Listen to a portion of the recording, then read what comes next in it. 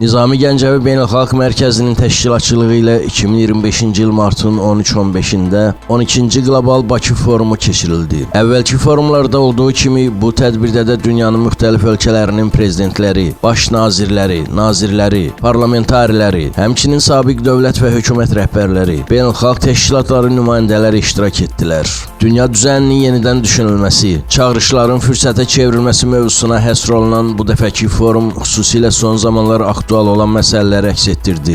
Forumda dünyanın müxtəlif regionlarından 400-ə yaxın nüfuzlu siyasi xadim, o cümlədən azı 50 fəaliyyətdə olan və sabiq prezident, baş nazir, həmçinin BMT strukturlarının rəhbərləri, Nobel mükafatı laureatları, alimlər və ekspertlər iştirak etdilər.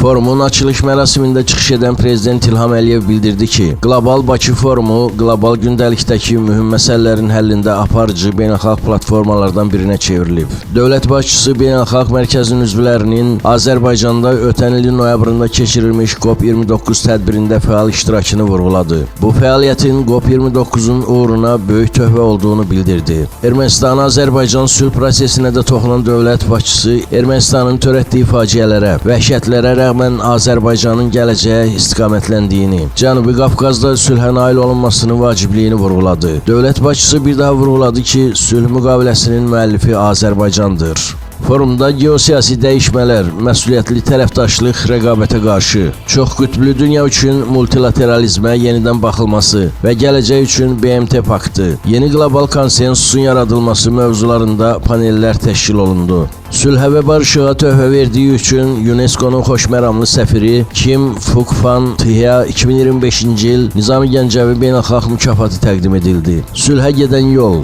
yeni dünya nizamında orta güclər və sülh, münaqişə sonrası yenidən qurma və regional sabitliyin yenidən bərpası mövzularında panellərlə yanaşı, Yaxın Şərq və Ukrayna-Avropa Birliyi məsələlərinə həsr olunmuş nahar sessiyaları keçirildi. COP29, Belem üçün sıçrayış, transformasiyanın sürətləndirilməsi və Avropanın gələcəyi mövzuları gecə sessiyalarında müzakirə olundu. Bakı Forumu qarşılıqlı anlaşmaya əsaslanan müzakirələr aparmaq üçün unikal platformadır.